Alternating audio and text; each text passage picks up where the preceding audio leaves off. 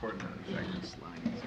I want Stuart to ask a question at one of these panels, and I really fell over. My foot coat, my ankle collapsed. Okay, everybody. I think we can begin. We may get a few more stragglers. Good morning, everybody. My name is Dick Morningstar, and I'm the founding chairman of the Global Energy Center here at the Atlantic Council. And I want to welcome, on behalf of the center, welcome all of you to the launch of our latest report in a series on downstream oil theft, the title being Downstream Oil Theft, Oil on the Water, Illicit Hydrocarbon Activities in the Maritime Domain. Thanks to the generous support of SICPA, which is a major private company in Switzerland, the Global Energy Center spent a lot of time in 2016 and 2017 and now into 2018 trying to shine a light on oil theft issues, which were surprisingly, what we found, surprisingly little known, but has had a very significant effect on the economy. And it was very surprising to us that prior to the initial report, which I'll mention in a second, that Ian and his colleagues did, there had been no comprehensive study on downstream oil theft. So to address this gap, our senior fellow, Dr. Ian Ralby, and his team, including David Soud, who's also on the panel, conducted a wealth of research all around the world. And this initial study was entitled Downstream Oil Theft, Global Modalities, Trends, and Remedies. And it is certainly on our website, and I would highly recommend. It's long.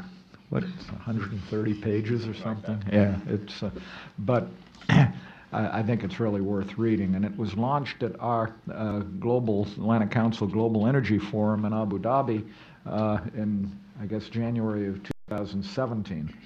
Then Ian authored and David a follow-up report which provides insight into the implications of this under-recognized issue and the next steps that were recommended next steps to be taken to deal with it. And today we're launching the third report in the series, which focuses on oil theft in the maritime domain, which I think you will probably say is one of the primary areas that theft takes place. And as you have said, Ian, oil theft is one of the largest illicit enterprises on the planet. And the maritime domain is a major arena with respect to hydrocarbons crime. It includes sort of obvious things, hijacking oil tankers for theft or ransom of cargoes, smuggling of fuel in any number of ways, fraudulent practices regarding licenses, subsidies, records, and documentation. And I could go on and on, but I don't want to steal the limelight from Ian and David, who will describe the report, and the other panelists. Just to briefly introduce our panel. Ian Ralby, as I mentioned, a senior fellow here. He's also an adjunct professor at the U.S. Department of Defense's Africa Center for Strategic Studies and chief executive officer of his own consultancy, IR Consilium. And he's certainly a recognized, as I learn more and more, recognized expert in maritime security, private security, international law, transnational crime, governance issues, corruption issues, and the like.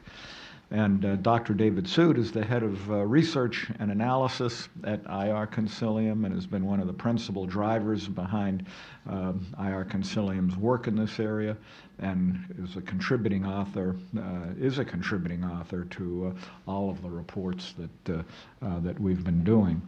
I'm also very happy to introduce Commander Kate Higgins Bloom of the U.S. Coast Guard, who's a federal executive fellow at the Brookings Institution, who pointed out to me this morning that at the Atlantic Council we have visiting fellows from the other branches of the service, but not the Coast Guard, which will have to look into that.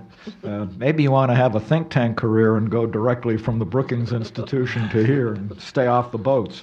But Commander Higgins Bloom has held a variety of impressive operational leadership and staff tours and has deployed from the Caribbean to the Pacific to the Arabian Gulf in support of Operation Iraqi Freedom and to numerous domestic responses, including Hurricane Katrina. We also have Royce Ferguson, who's had over 15 years of experience in the global authentication market, and he's currently the Director of Oil and Gas Integrity Management at SICPA, who, as I mentioned before, has been a great supporter of our work, and he's a security provider and advisor to governments, security banks, high security printers, and industry, which SICPA is obviously very much involved in. So I want to remind everybody that today's discussion is on the record, and it's streaming live, and so you can join the conversation on Twitter at AC Global Energy, and don't forget to hashtag AC Energy.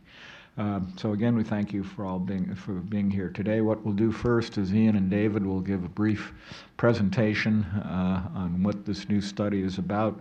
Then I'll start asking some questions of the panel. I'll also ask Captain Elise Ambrose from the U.S. Navy, who's sitting over there, to respond to what the panelists say. And so, Ian and David, over to you. Dick, thanks very much. Good morning, everyone. I want to start off by thanking the Atlantic Council for the continued support of this effort. I think we, as Dick said, began with uncertainty as to how much of an issue downstream oil theft and the broader illicit hydrocarbons activity might be. Over the last 2 years, we've, I think, managed to delve into and expose a growing and already enormous problem. And it's been a pleasure getting to engage in this work. And for that, we also have to thank SICPA. While they had no involvement in the content of these reports, it is very important that we've had the support of them, and I congratulate them on the work that they are doing to counter some of these issues, and I'm sure we'll hear a little bit more about that later. I also want to thank the other panelists. This is always a pleasure to not just get to present, but also discuss in a more dynamic fashion the work that we're engaged in. And for that, I also have to thank those who are not here, the many sources that provided us with information and insight into what they are seeing on the water and the pier side around the world, many of whom were risking their own lives in some cases and careers to do so, and we've sought to protect them, but in their absence and in their anonymity, it is worth expressing thanks for what they have contributed. And finally, I have to thank my own team at IR Concilium that goes beyond David, who's here, and extends to Rohini, Ralby, and the rest of the team who were instrumental in helping us to put this together this year, as well as all the previous reports, which, as Dick said, are quite significant. So let me just start off with how we got here. In January of 2016, I had a lunch with Dick and his then deputy, and we found some interesting connections, but I wasn't really an energy guy. I was a maritime security guy, and we were about halfway through the conversation, and Dick just said, "Look, do you do anything with energy?" I said, "Well, the one thing I deal with is oil theft, because I deal a lot with piracy of tankers." And his eyes lit up, and that was the genesis of this entire project. So we started with oil on the water as the entry point for how I and my team got involved with the Atlantic Council and engaged in these studies. And it's nice to return back to that, because as we discovered when releasing the previous reports and launching them and discussing them with different people, the maritime dynamic was of tremendous interest, because it is where a lot of things disappear. And that is where I spend most of my time focused, so it was a treat to get to work on this. So let me just go through, we've already mentioned the previous two reports, the modalities, trends, and remedies, but that one actually included quite a lot of maritime examples, and I do commend that to you, because there are some really important details that we reference that are worth teasing out, particularly regarding some of the case studies in Nigeria and Thailand, but broader as well. And I think we decided not to repeat some of what was contained in that report, so that is worth referencing. Additionally, the implications and next steps remains extremely relevant because that sort of context of what this all means and what do we need to do about it remains relevant even to the issues in the maritime space. So this current report, Oil on the Water, is by no means exhaustive. It is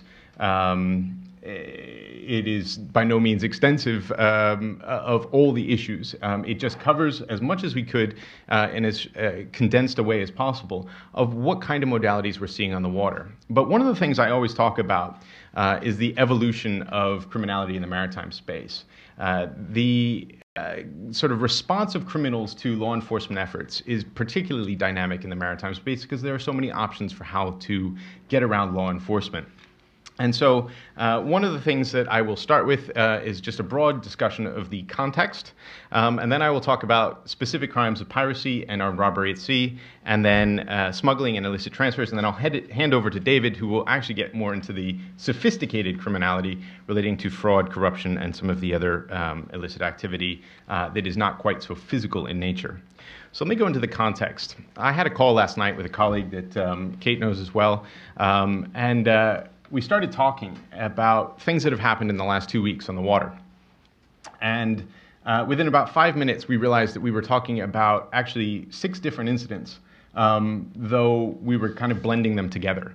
And it just goes to say that there is an amazing amount of activity happening around the world in the maritime domain right now that is upping the ante on criminality. Why? Risk-reward is always the calculus of criminals. They're looking for high reward, low risk, and the maritime domain poses an opportunity where visibility is limited, law enforcement capacity is limited, and reward can be extremely high. 70% of the earth is covered in water, and 90% of world trade happens by sea.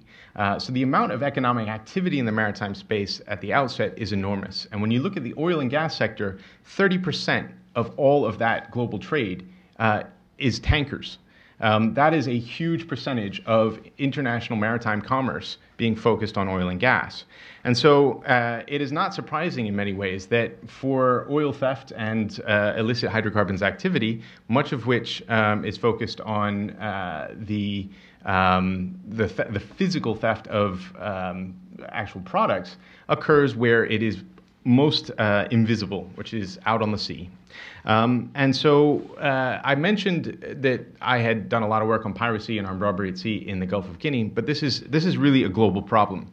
It's very easy to associate attacks with certain areas, but as we'll discuss over the next few minutes, the maritime space globally is seeing an increase in illicit hydrocarbons activity, and that's something we really need to start to address.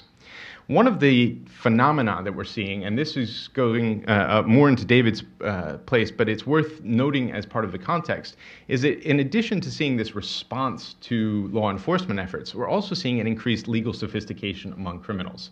Maritime law is weird. That is my own background. I went into maritime law partly because you really can't make up some of what the law says and some of what happens on the water that just is so weird and different than what happens on the land.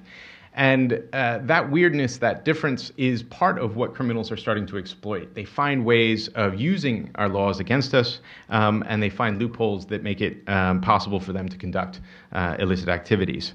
The visibility on the maritime space is also a major issue, and this goes to 2 different phenomena. First of all, it's very difficult to get complete visibility of 70% of the Earth's surface. We have all kinds of technology that gets used, from automated information systems, AIS, the identification system, that tracks ocean-going vessels over a certain tonnage. But they can be switched off, they can be spoofed. There are all kinds of challenges to that. And so to get proper visibility, we're seeing increased focus on certain types of monitoring systems. The problem is they're usually focused on one thing or another. So fisheries, for example.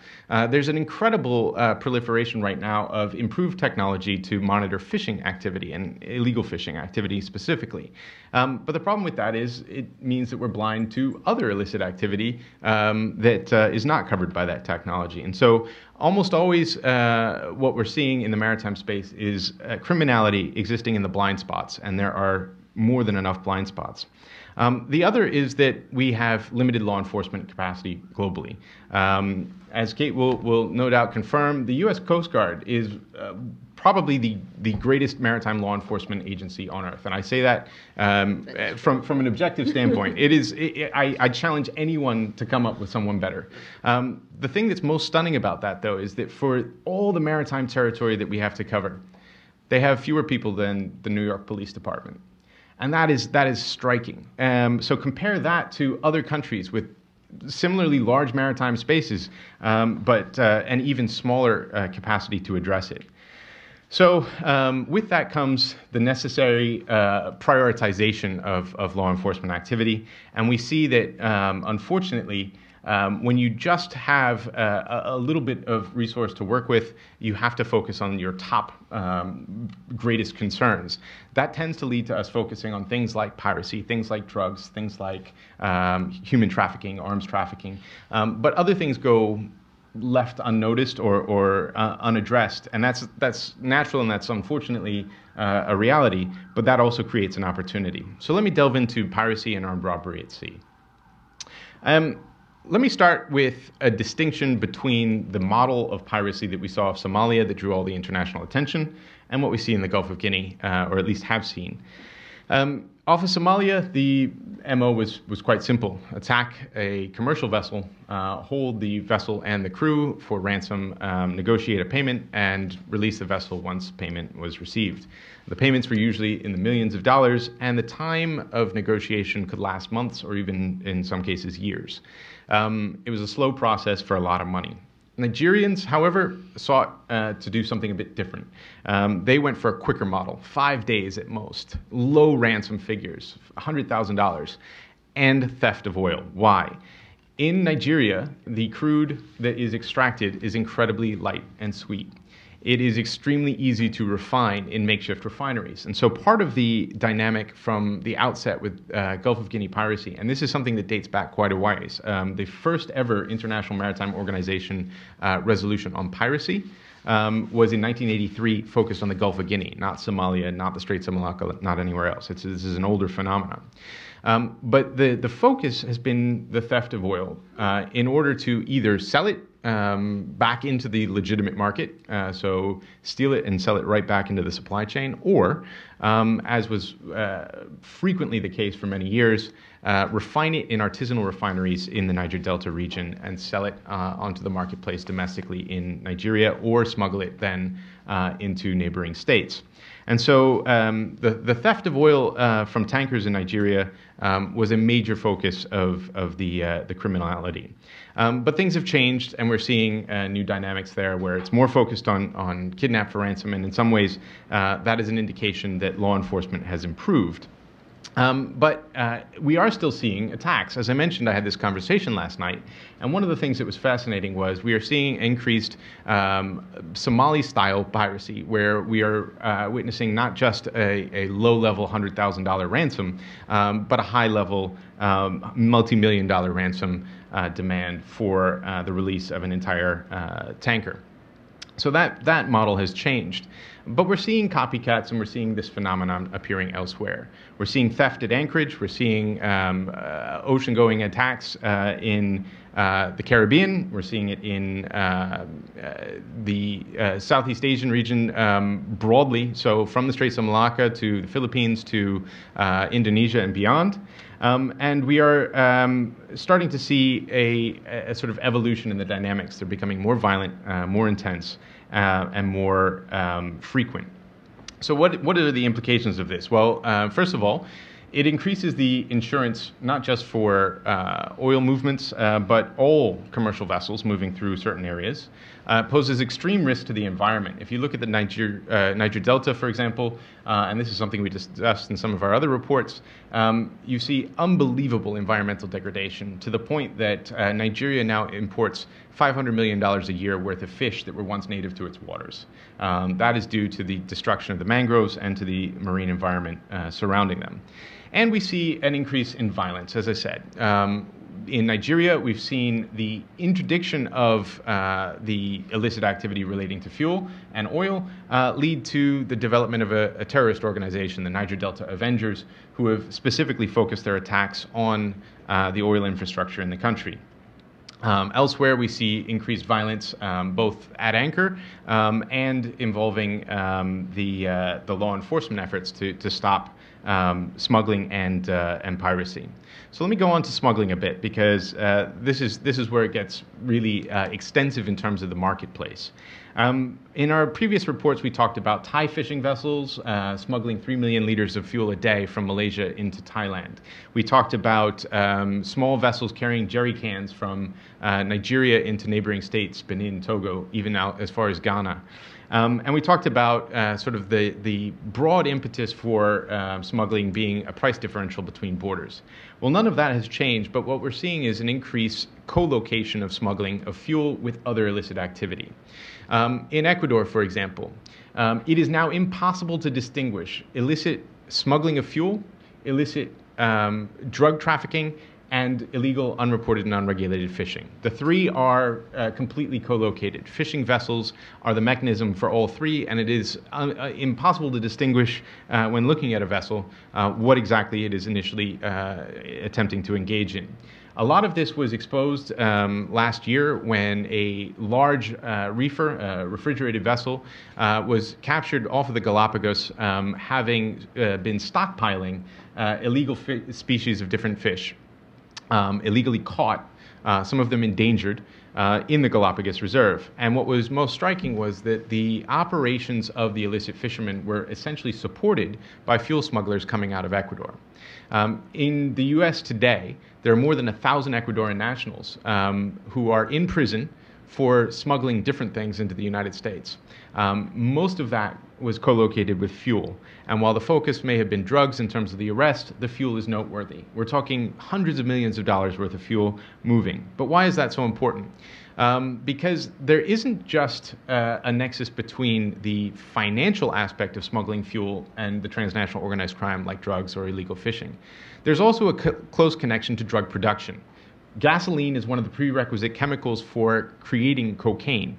The coca leaves are actually soaked in gasoline, and so it is important for for drug cartels to also be fuel cartels. This gives them access to both an income stream that is beyond law enforcement, and it gives them access to the necessary precursor chemical for cocaine production. Staying in South America, but looking to the north now, we also see a huge flow of fuel out of Venezuela. There's no place on earth where fuel is cheaper, and there's no place on earth where the situation is more dire in terms of need for food that can be remedied by selling of cheap fuel. We are seeing a gross increase in smuggling out of Venezuela into the ABC Islands, Aruba, Bonaire, and Curacao, as well as into Trinidad and beyond into the wider Caribbean. That dynamic is so extreme that in January of this year, President Maduro of Venezuela actually imposed a 72-hour blockade, maritime and air, of all movement between Venezuela and the ABC Islands, because the leaking of fuel, gold, and other substances into the Dutch Caribbean was so extreme that he had to try and do something to stop it. At the same time, we're seeing swaps for fish from Venezuelan smugglers. They will go out, go to the Guyana or Trinidad borders and swap with fishermen who have been catching fish all day in order to just have a source of food. So some of this is, yes, illicit, but some of it is humanitarian in nature. Others, however, is not. Elsewhere in the world, we're seeing the swap of fuel not for fish, but for drugs.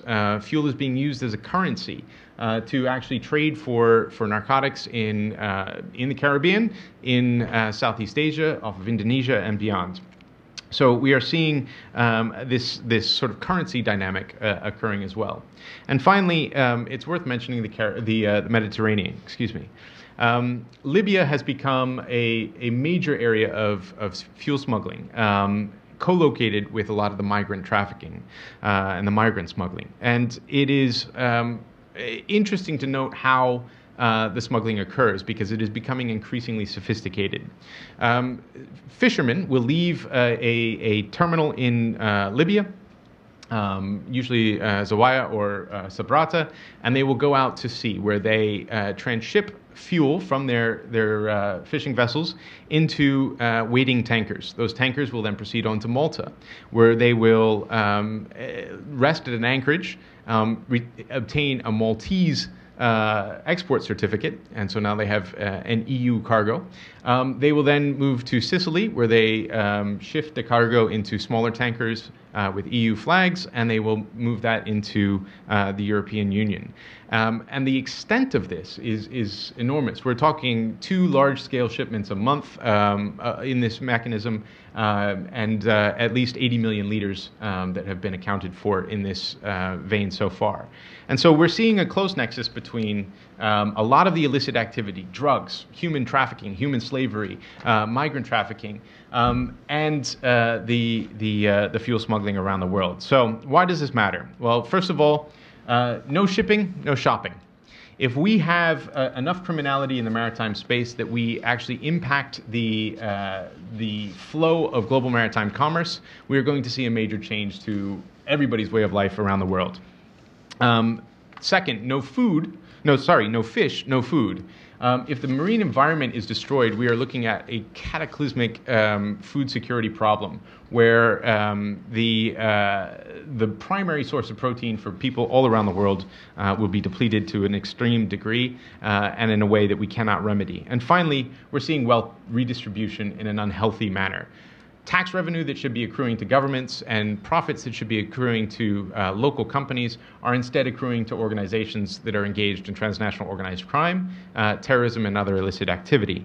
And so we need to focus on this as a broad-scale global issue. And I'll turn it over to David now, who can talk a bit more about the more sophisticated criminality. But I look forward very much to our discussion.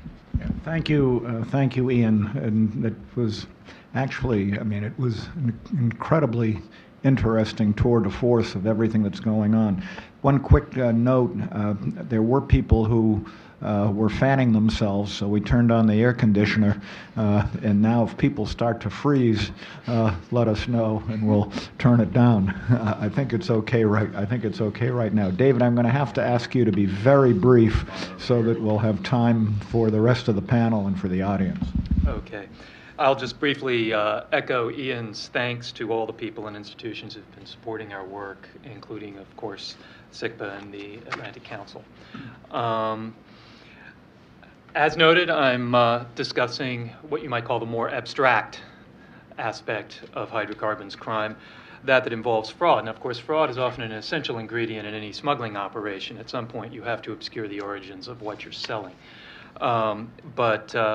It actually happens throughout the supply chain, from the wellhead on down. There are any number of manifestations, any number of modalities that fraud can take, and many of them involve the maritime space.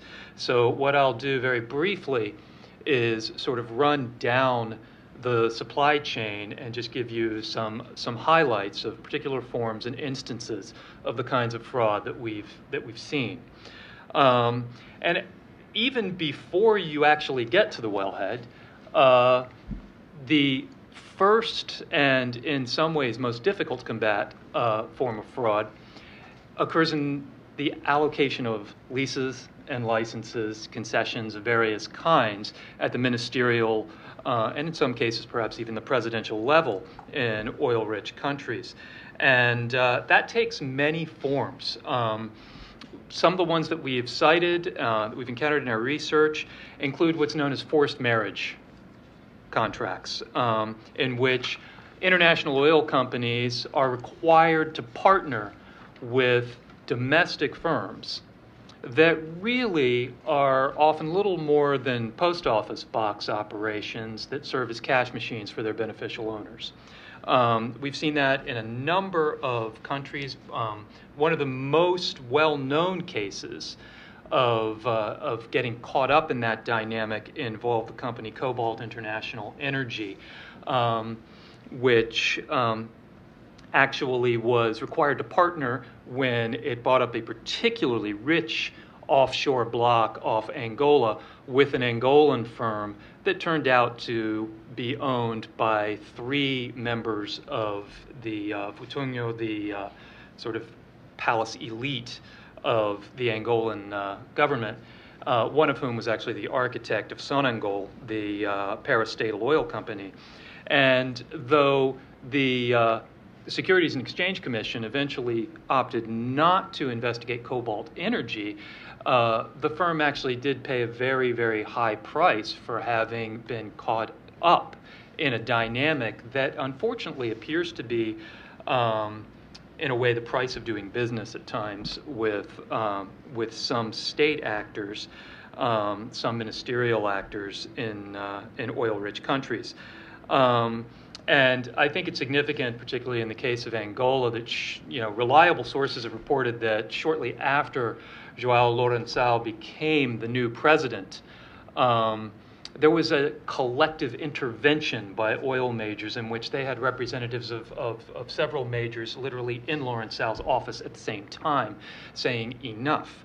And it was shortly after that that certain key personnel in the oil industry establishment in Angola were removed.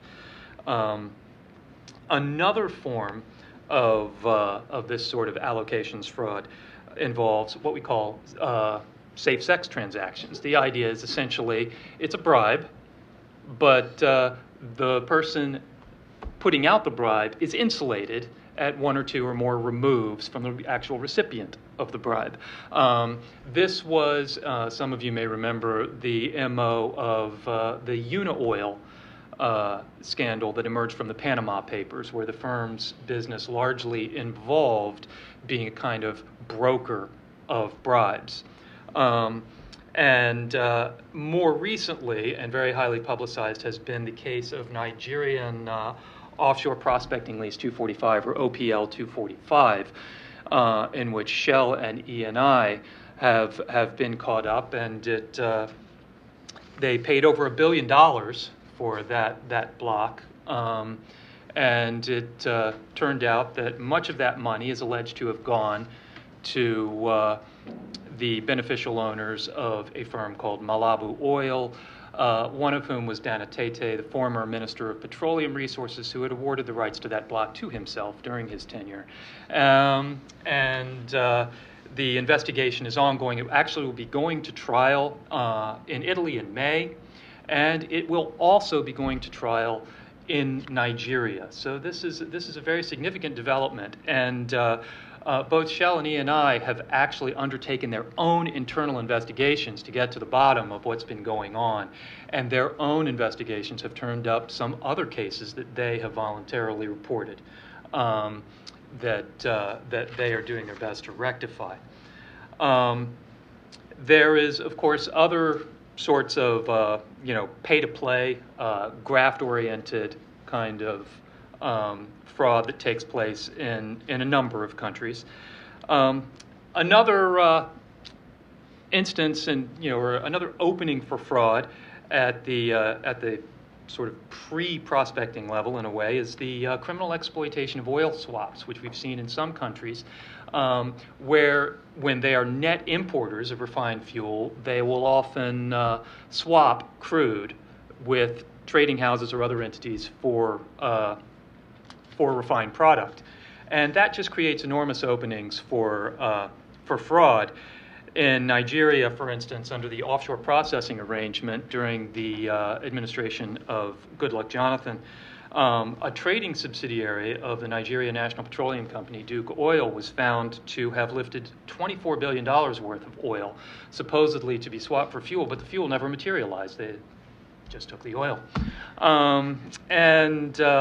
And Venezuela, as Ian already mentioned, they have a broad array of difficulties right now, and they have entered into negotiations for an oil swap deal with a major trading firm.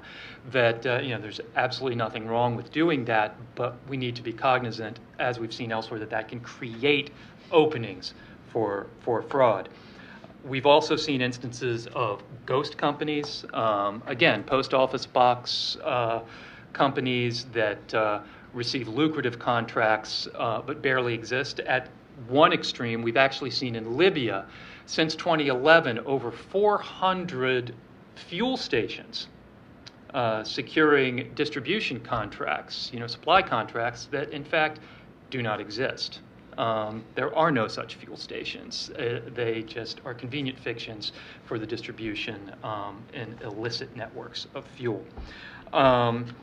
Stolen crude oil, once it leaves the wellhead or is taken from a pipeline, for instance, as often the case in Nigeria, can be laundered at offshore facilities. 25% or so of the world's oil and gas production takes place offshore.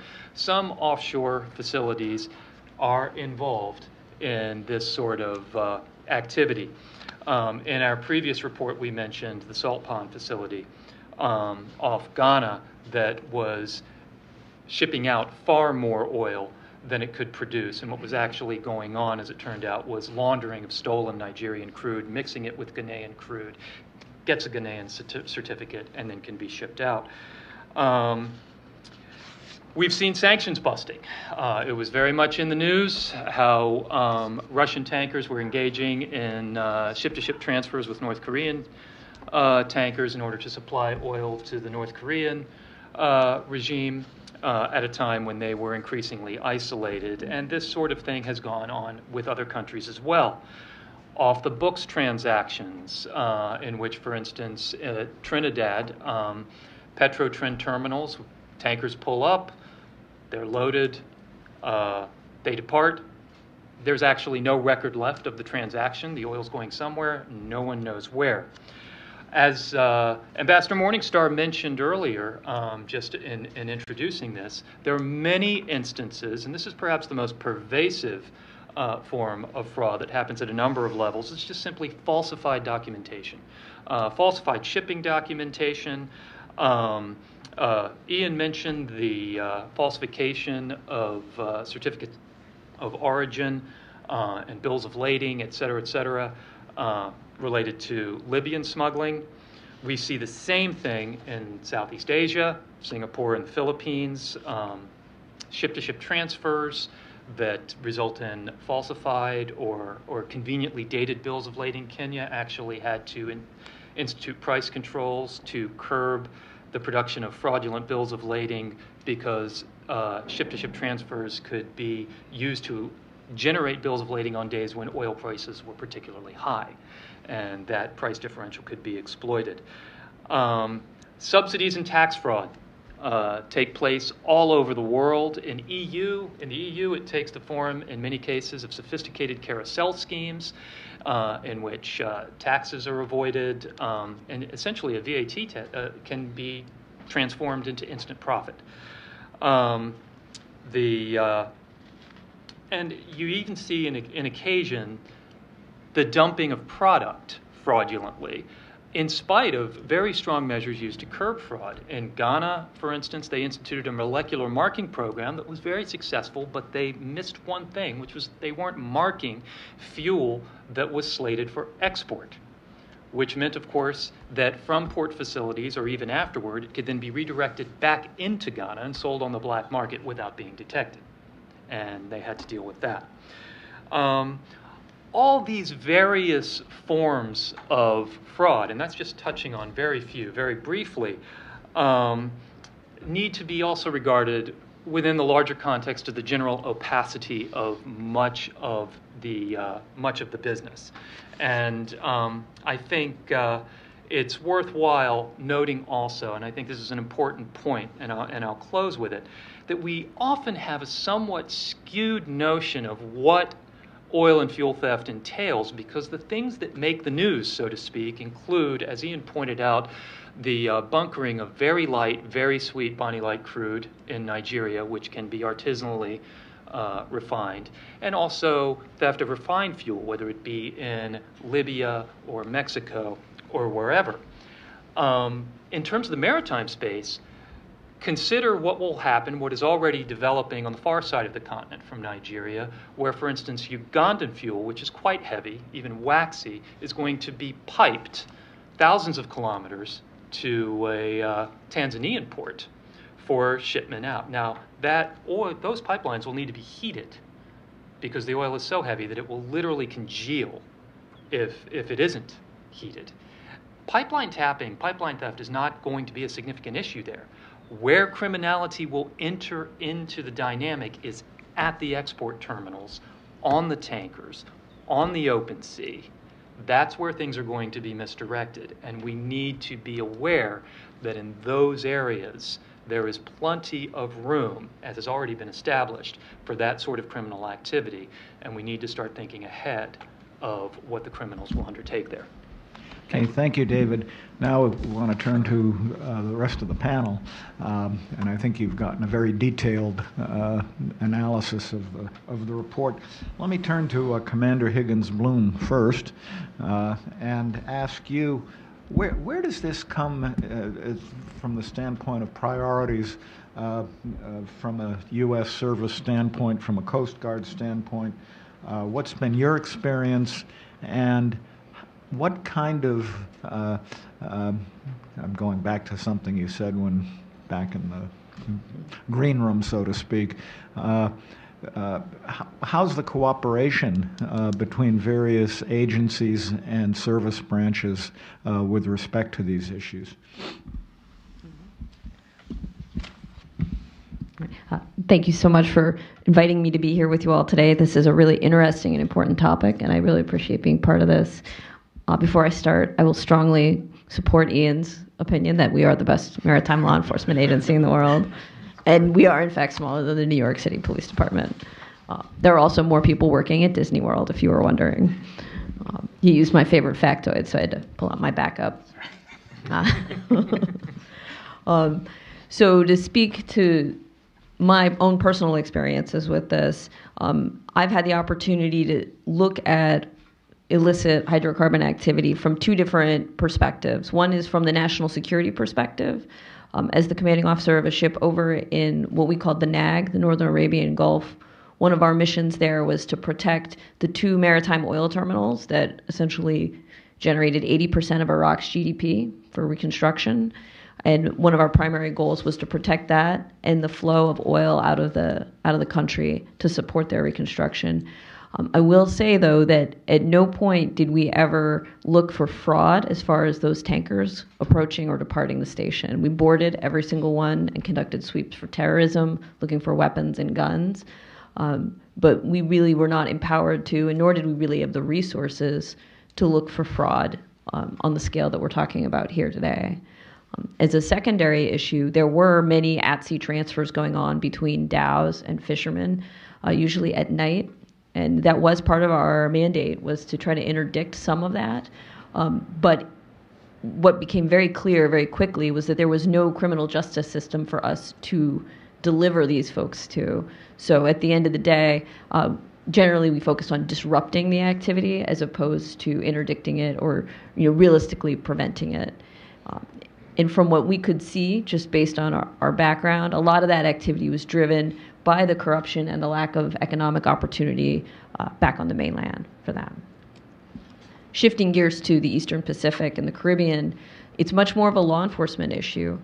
And during counter-narcotics missions or immigration enforcement or fisheries, one of my biggest busts was 500 pounds of shark fin. It's very unpleasant to count all of that. But I will say that, again, oil was really not a priority for us at the time. I mean, I'll even say about 20 years ago, it was very routine for us to destroy the vessel in place at sea, including all of its fuel. We'd take the GPS off and maybe a representative sample of the product, the cocaine, not the fuel, and destroy everything else. I think that's a piece of low-hanging fruit. If you tell the interdiction agencies that this is essentially a source of funding for the criminal organizations, they would be more than willing to build that into case package construction, because we really want to move past what we call law enforcement 1.0, which is essentially getting product on deck, and moving up to what we call 3.0, generational skip there, to prosecuting and shutting down the organization. And anything we can do to starve them of resources is going to be helpful for that. So those are my sort of general thoughts. And as far as cooperation goes, at the working level, everybody is incredibly cooperative. And this includes not only my DHS brothers and sisters, but the international community. Folks are very focused on shutting down these organizations. There are two drivers, though, that keep people from cooperating more fully. One is just simply bureaucratic. I had mentioned that in our sort of green room prep, you get what you pay for, essentially, in the federal government, and there is no dedicated budget line for countering criminal organizations, specifically, or oil theft. It's really drug interdiction, migrant interdiction, illegal fisheries, and then, to mix my metaphors, the oil is essentially bycatch. And if it's part of the process, we will use it as evidence, but it is really not a primary focus. And it's not funded that way, and it's not measured that way. And when you're going up to Congress to defend your budgets and your results, that's really how organizations collaborate. And then I cannot remember the second barrier. Money's always the biggest barrier, so we'll stick with that one. Let me ask you, this is not meant to be a leading question, but sitting from where you're sitting, should, from a congressional standpoint, there be an appropriation standpoint, more emphasis on oil theft? And can you describe a little bit, to the extent you have, seen the relationship between oil theft and other transnational crimes?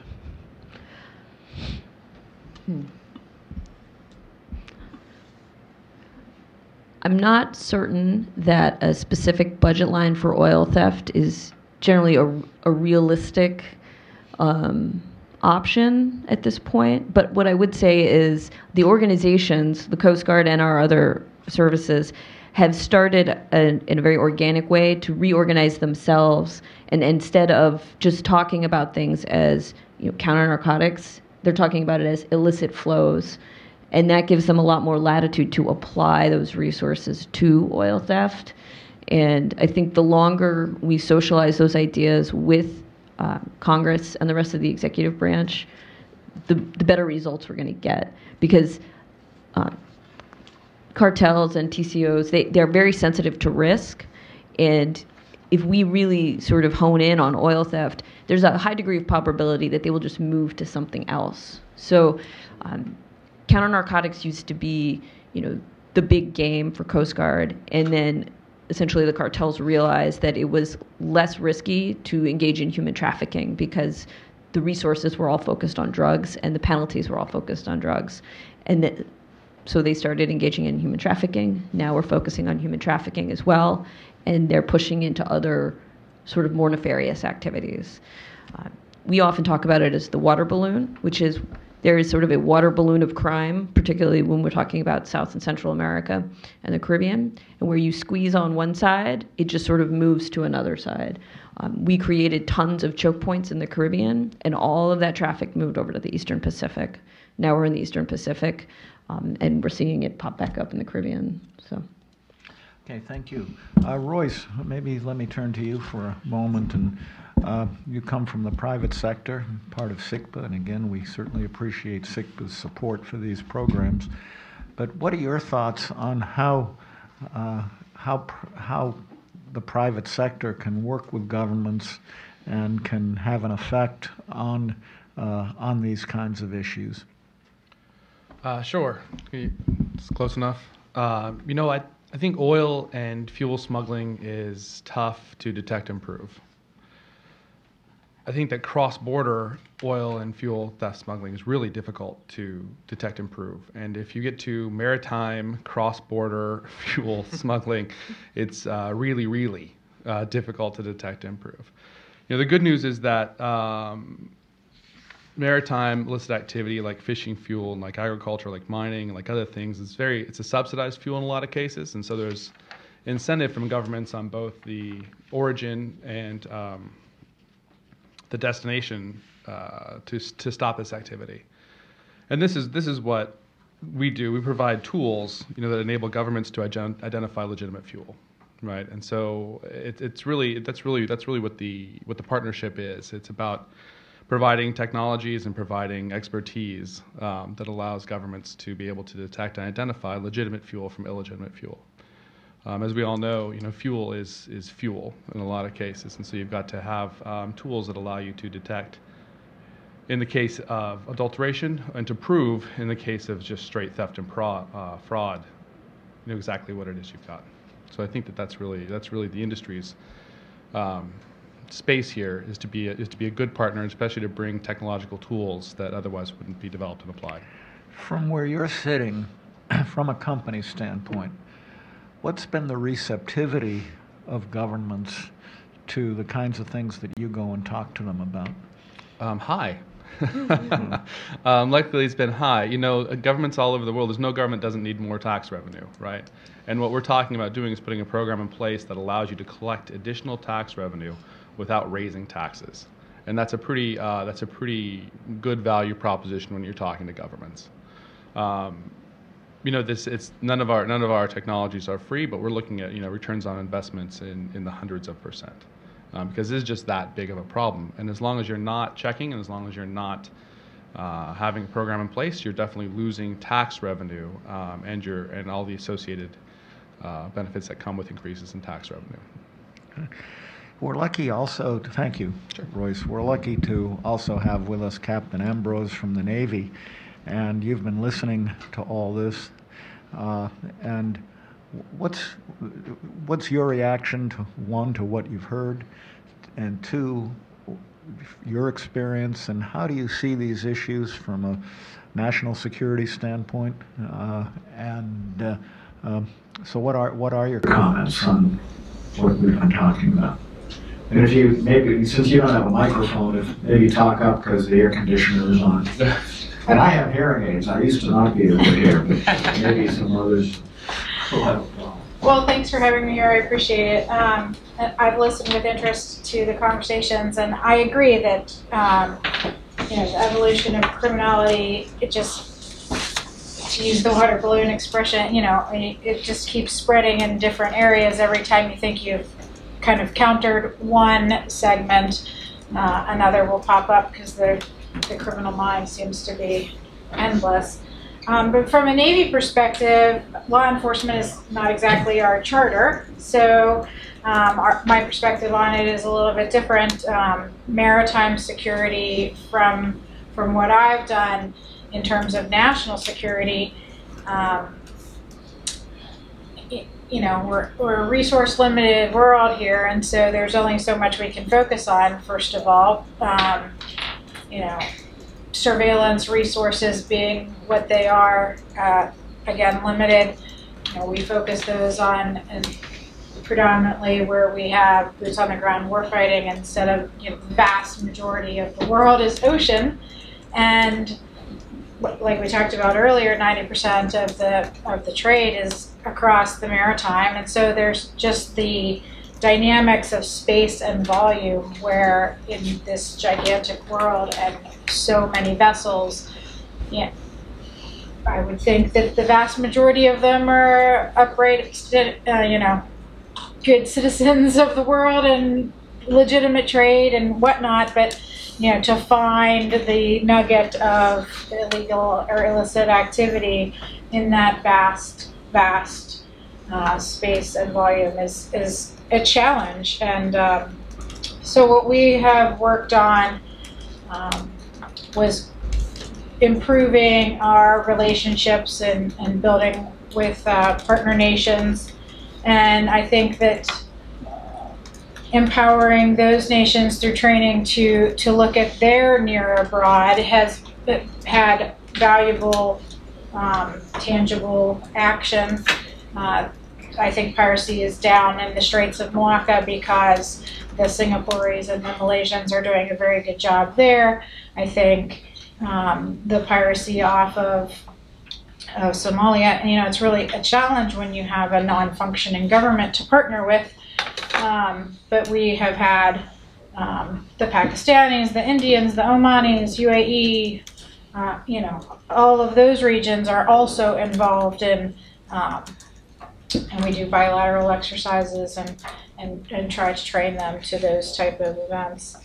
But I think, it's certainly an issue, and we definitely see it. I mean, the ship that I commanded interdicted an Iranian dhow bound for Yemen with a lot of weapons on board, and I'm sure that they're jerry cans of fuel that were on board were probably not legitimate either, but it's hard to say. As we talked about earlier, the vessels need fuel to continue on their course, and are they going to use it for themselves or are they going to sell it? It's really hard to pinpoint that in a first blush, and when you're focused on something like getting rid of the guns as the primary, or getting rid of the drugs, or whatever the case may be, it's hard to say how much of the fuel you should be confiscating as well. It's interesting, listening to all of this and much of the prior stuff that you've done, and we wrestle with the conundrum, why doesn't oil theft get more attention? And I think you sort of hit on what both of you and Commander Higgins Bloom, I think, hit upon the issue that when one thinks of transnational crimes and one thinks of priorities, when you think about narcotics, human trafficking, weapons, and the like, and oil theft is sort of a byproduct, but it's really sort of could be maybe called the central currency of a lot of this.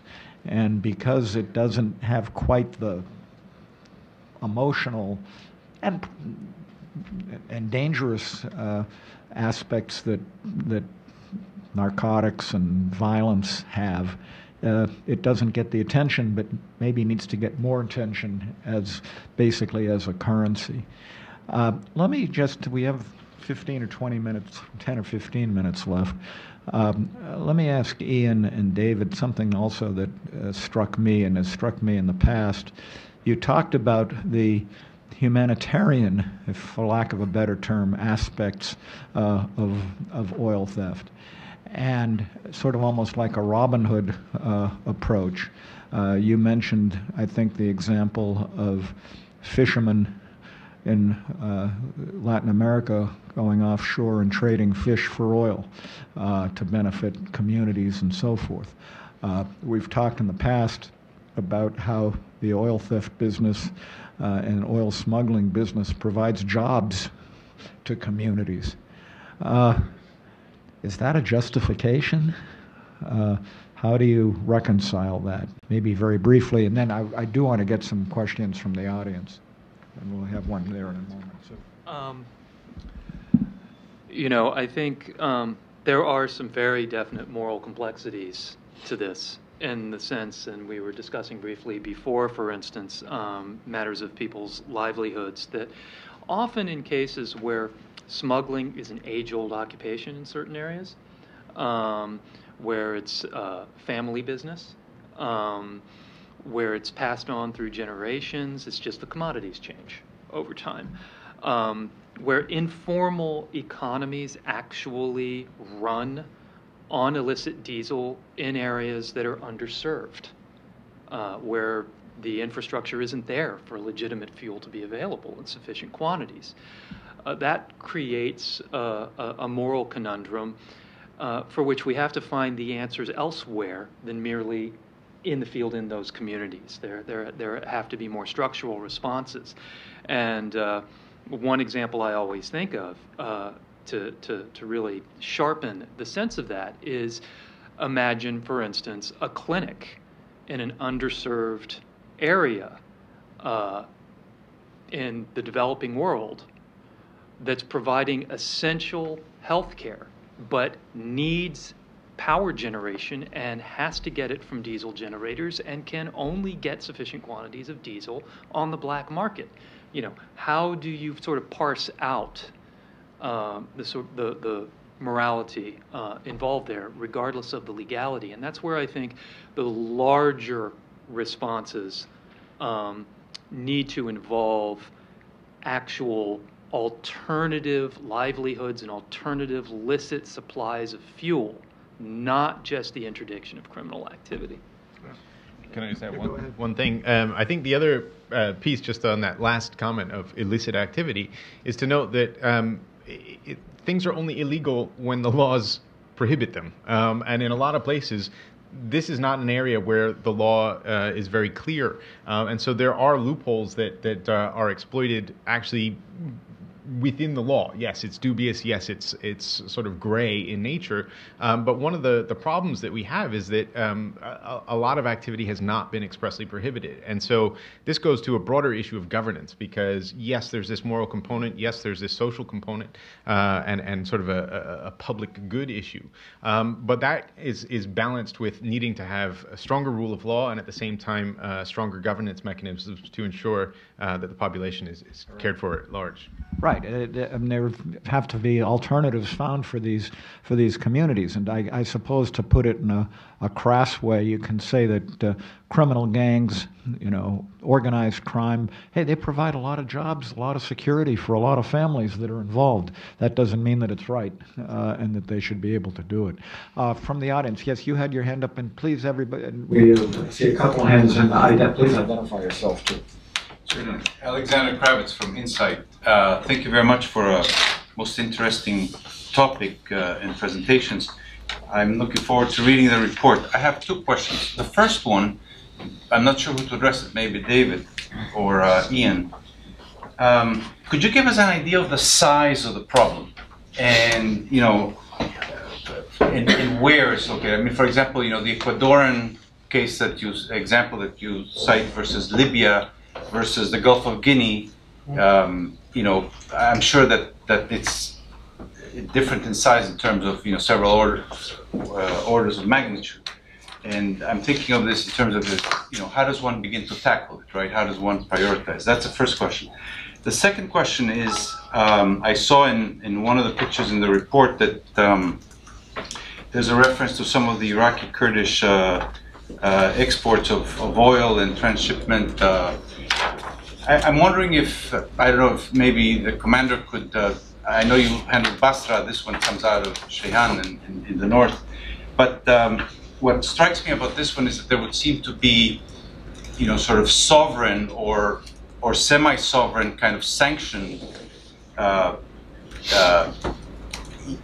illicit, I guess, commerce going on, and I wonder if you would A, shed some light, be able to shed some light into that, and B, maybe just comment. Thank you. Okay, let's take the second question and then have the response. Pete Lyons, CNO Resources. Is there some kind of index or database which shows how many interdictions happen in which areas? Like 50% happen in the Indian Ocean, 20% happen in the Caribbean, or what materials they are, like crude oil, gasoline, some overarching database that one could look at. Thank you. It's one more question right now. Okay, why don't we deal with those questions? Okay, let me go quickly to the database. There are very few reliable global resources. The International Maritime Bureau compiles a lot of useful records, and then some reporting centers at the regional level, MSC HOA, UKMTO, the MDAT Gulf of Guinea, Recap, Reflex. There are quite a few different ones that maintain their own records. A research center in South Africa actually produces a monthly report on piracy and armed robbery at sea statistics that is perhaps the most useful because it is global, and it compares different, it harnesses all that data and compares different elements. The other major source for it is Oceans Beyond Piracy, which does quite extensive global data analysis, and One Earth Future Foundation is their parent organization is engaging in increased research into how to maintain global records on that front, but there is no single source I can point you to. In terms of the size of the problem, it is very hard to determine because a lot of it disappears, and the blend between legitimate and illegitimate is sometimes difficult to address. Let me just mention, you mentioned a couple examples, let me give you figures from each. Ecuador, I mentioned 600 million. That is a conservative estimate and represents roughly a third of the subsidy paid for by the government to subsidize fuel. Fuel in Ecuador is a quarter of the price in neighboring states of Colombia and Peru. That's partly why it is smuggled so extensively. And going to the point of generational issues, fuel smuggling is a profession. It is not even seen as illegal. It is seen as something to be proud of, and it is something to make money. There is no recruiting for fuel smuggling. It is already endemic and costs the government hundreds of millions of dollars in subsidy. So going to Royce's point, part of the marking isn't just about reclaiming tax revenue, it's also not preventing loss of resources. Nigeria is the biggest quagmire. To assess the figure is very difficult. A couple of statistics. In terms of crude oil loss, it's rumored to be around $8 billion a year. But in terms of refined products that come into the country being smuggled out, you're looking at about a figure of 30%. That means that neighboring Benin, 80% of all fuel in the country is smuggled from Nigeria. That means that only 20% of Benin's energy supply is in its own hands. Everything else is in the hands of smugglers. That is stunning. Libya is very hard to quantify. I mentioned 80 million liters. That is just from one operation alone, and I think it's increasing. But globally, what we see is figures in the billions. In Philippines, it's roughly $1 billion of tax revenue lost from smuggling each year. And one of the things that is worth noting there is that the area where the smuggling was the most extensive, roughly 80% of all fuel being smuggled, was where ISIS took over on May 23rd last year. There's a very close nexus between criminality and fuel smuggling enterprises over 50%. If you have below 30%, you're looking at either artisanal or transnational organized crime. Once you cross 50%, it's usually a terrorist organization because that's unsustainable. So if you're losing 80% of all your fuel to illicit operations, that's not something that is going to be a long-term effort. It's going to be make a lot of money quickly and then do something with it. Globally, we suspect the figure is in the tens of billions, if not more than $100 billion of losses a year, and that's just based on the probably 15 now case studies that we've looked at. Our previous reports detail some of that on land, but globally it's an extensive problem, and likely if it is not the number 2 most valuable criminal enterprise on earth, it's certainly number 3. Yeah, I would just add, one question that came up also was the issue of state actors. Like, for instance, you mentioned the photograph of the Israeli tanker, which in and of itself, that was not illicit. It was just strongly disapproved of by certain other states. But the reason to include that is just the importance of the maritime space as an arena in which ship-to-ship transfers can be used to, obscure or in some way mitigate the origins of product. In terms of state actors, though, of course, I mentioned Russia. There are fuel stations off Russia where Chinese ships can actually, in the Pacific, actually load up fuel at domestic Russian prices before leaving for international waters and for China and beyond. So there's sort of state cooperation in that arena, and depending on where it's sold, there can be very, very significant, and in some cases questionable, profits made. Iran, in terms of sanctions busting, there have been a number of flags of convenience used by Iranian tankers. Something like 70% of Iranian tankers leaving under sanctions go dark, turn off their transponders at some point or at multiple points in their voyages. So yes, there are state actors that do that, and there are also entities within states, and just within Latin America, for instance. There's a long history in Venezuela of the military being involved in all sorts of smuggling, including fuel smuggling, to the extent that there is half-serious designation, the Cartel of the Sons, which is meant to refer to actually top brass in the Venezuelan military who have sons on their epaulets as their own criminal cartel that run a great deal of the smuggling that goes on of fuel and other products. So yes, things like that are, of course, going on, wholly apart from what I had mentioned before about allocation of concessions of various kinds. So. Commander? So as you very rightly observed, I was very much focused on the maritime side of that, so I'm not really familiar with anything that took place more than really a couple hundred yards from the beach, to be honest with you. But you did touch on the point of sovereignty, and that's, I think, David and Ian have already talked about it quite a bit. For these, the criminal organizations in particular, they are operating in environments where the states are not necessarily providing what we in the United States and much of the IMO, it's called port state control, where there's a rigorous regime in place that's part of a functional, relatively non-corrupt government that prevents this sort of activity from happening. And so we in the Coast Guard, the inelegant water balloon analogy, those interdictions are never going to really take the water out of the balloon. If you want to sort of shrink the amount of criminality, you really do need to address the source, which is that corruption and lack of governance, which is something that the states need to do. The private sector probably has a really big role in that, particularly the transnational energy companies who are best served by a system that is fair and relatively free of crime, and then the international community to keep these places governed and safe. The final comment that you made sort of answers what I was going to ask as a final question to the panel, and we've run a little over, so very quickly from each of the panel, maybe you've already done it, Commander, what three things do each of you believe ought to be done in order to improve the situation? And just, 3 bullet points at most from each of you on that, and then we'll call it a close. Thanks very much. I think number one is to look at the tools that are available and implement them as quickly as possible, because there is a lot that can be done with what's already on the market to reduce this problem, and then use that to learn more about it. The second is to prioritize this in law enforcement and recognize that fuel smuggling, but also other things like gold smuggling, are major funding streams for transnational organized crime groups, terrorist organizations, and other illicit actors.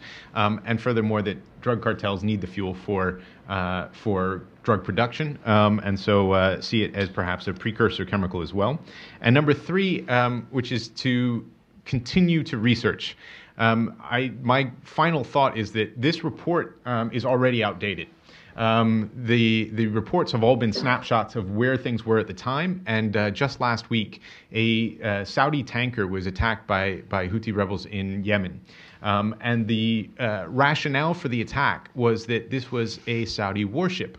The reason being that the Saudi oil was funding the military operations against the Yemenis. And so the situation is dynamic. It is always evolving. We have to stay current with it, and we have to pay attention to it, because the criminal elements are, and we're ignoring it to our own detriment. Thank you.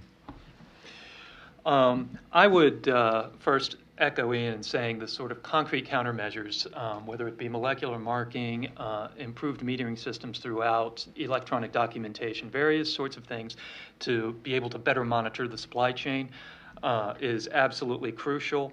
Coordination in maritime security and law enforcement across borders is a huge step in the right direction. As Royce already mentioned, as soon as you start doing maritime and cross-border, you've got an extraordinarily difficult law enforcement situation. But the more things can be coordinated there, the more you can find the mechanisms to be able to interdict this activity. The third thing I would say on the most practical, sort of granular level is, if there's one of the golden takeaways from our research so far has to do with the sort of intersection of trafficking in fuel, in weapons, in drugs, in persons, whatever. And that is if you want to see how some of these transnational organized criminal groups operate, follow the fishing boats. Follow the fishing boats. That is a huge takeaway from this. That's a new one. It's usually follow the cash. Now it's follow the fishing boats. Commander, do you want to add anything to what you had said just a minute ago? I think I'll stand by the earlier answer, but I would just strongly agree with everything that both Ian and David said. And again, there's some real low-hanging fruit as far as raising just awareness of the issue with law enforcement officers. If you had told me as a young boarding officer that barrel of oil is essentially a barrel of cash, we would have treated it very differently. That's okay. And Royce?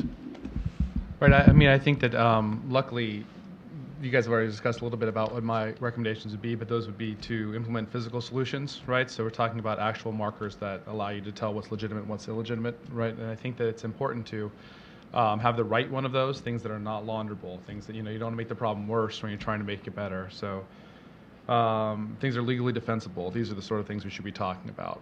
Secondly, I think, implementing monitoring solutions, helping states move from paper stamped bills of ladings to actually electronic bills of lading, and things that we can know are not being counterfeited and not being abused, I think is another important point that we hadn't discussed as much.